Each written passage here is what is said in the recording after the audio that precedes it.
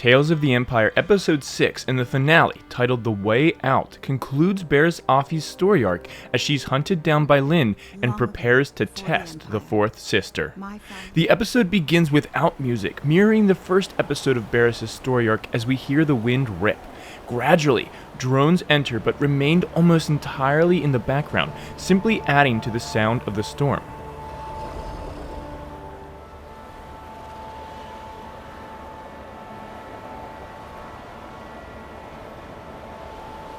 As the little mole man sees the child, they become louder and more melodic. However, they haven't actually given us any themes that we recognize yet. These drones play us into the title card. In the next scene, the storm is subdued and the music has become calmer once more. A solo violin enters, playing the lowest notes on its lowest G string.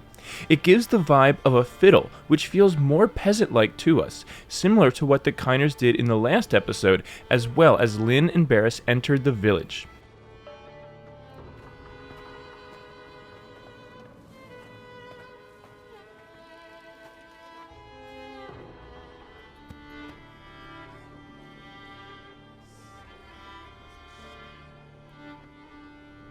More drones enter as well, which continues the peasant feeling because they remind us of Irish bagpipes and folk music along with the double stops in the violin. As we see Barriss, now older, the low strings enter to add depth and weight. As she speaks about the Jedi, a beautiful music cue enters. However, it turns darker as she mentions her own darkness and begins to descend from its prior movement upwards. And then, as she warns of the Empire taking the child or potentially killing it, the music becomes darker, yet as high strings enter, like a chill up our spines. Long ago, before the Empire, my family faced us before a darkness took me. But that was long ago. Are you saying the Empire will take your child and use them? If not, something worse. The choir enters next to foreshadowing the coming presence. They continue on the syllable E, which gives an eerie timbre to their voices. Meanwhile, the high strings smear and glissando between notes to create a further eerie sound. The solo violin re-enters as she speaks with her followers, and I'm curious who she means. She'll understand what to do. My guess is that she means Ahsoka, but who do you think this could be? Is this maybe part of the path? The choir returns, and as Barriss sends everyone off, the music builds to a climax. Mixed into it is Barriss' theme, which has now been transformed from minor to major.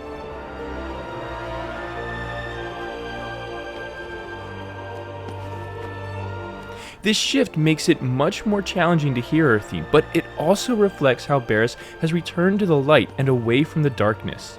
The strings continue to riff on her theme as she awaits her pursuer.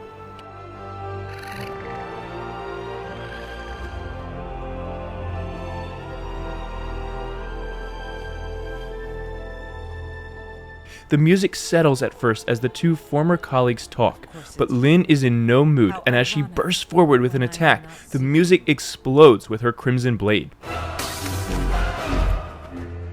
Barriss' calm response is reflected as the music lacks the desire to continue its attacks. The tremolos warn of another attack, and as Lyn lunges forward again, the attacks in the choir return as well.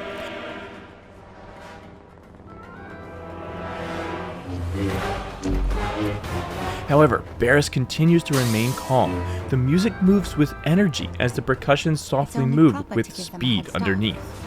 Barriss is playing with Lyn, toying with her to give the others enough time to flee. It's only proper to give them a head start.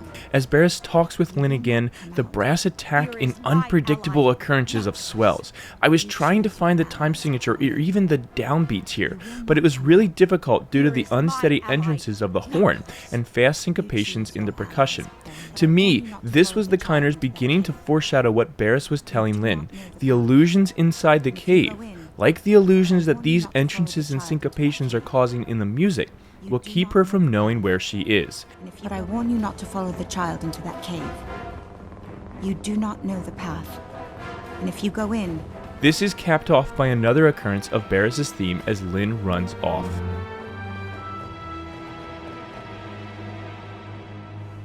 As we move to the cave, the music becomes far calmer as the outside elements in battle are no longer present. Instead, we hear drones that are paired with a repeating choir that almost sound like a broken record. But again, it doesn't match up with the meter of the other music, leaving it feeling lost, just as Lyn begins to become lost herself. The string glissandi add further ambiguity by moving in smears. There are no discernible beginnings or endings to the lines. The music comes from nowhere and disappears to nowhere again, like ghosts in this cave. The male voices enter as well, but off from the higher female voices, simply creating a denser texture and further developing a texture that composers like Steve Reich and John Adams would adore.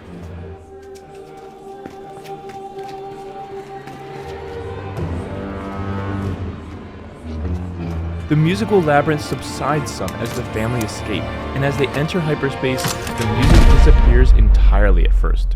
As we return to Lyn, the choirs have turned into whispers and drones. It builds slowly but consistently as Lyn freaks out.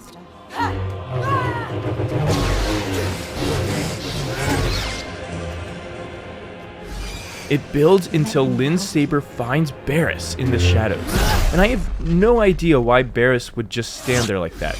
She would have seen Lyn's blade the entire time and clearly was able to avoid it earlier, so why stand there and let yourself be stabbed? As Barriss falls, soft choir re-enters. The chanting is more peaceful now.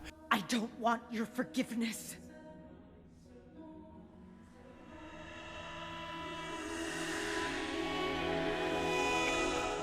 But that is who you are. There is no way out. Is there? As we see outside the cave, the storm is completely gone as the sun rises and the solo violin has returned. As Lyn decides to save Barriss, low choir enters to add depth to her choice. The choir moves forward with clarity now in a chorale setting as the chaos has subsided and we see Lyn's crimson blade abandoned. A solo violin takes up a final occurrence of Barriss's theme as the strings swell and we see Lyn leave the cave with Barriss. But, I mean, now I have so many other questions. Where do we go from here? This wasn't a completed story arc. What happened to Lyn? Does Barriss actually survive? Where did the family go? Was Barriss a part of the path? We waited 15 years to find out what happened to Barriss Offee, and now we've found out. We're left wondering what happened to Barriss Offee. But I absolutely would love to know what all of you think. How did you feel about the storytelling of Barriss's arc? What did you think of this ending? Do you think we'll ever see Barriss again, or was this the end of her? And what did you think of the series as a whole? I'm going to have to do a separate video with all of my thoughts, but tell me in the comments below what you think, and consider checking out my Patreon page using the link in the description, where you can help support this channel for as little as $1 a month, or download PDFs and MP3s of projects as I complete them, along with other perks at higher tiers. Please don't forget to like this video and subscribe to learn more about the music of a galaxy far, far away, and as always, may the be with you.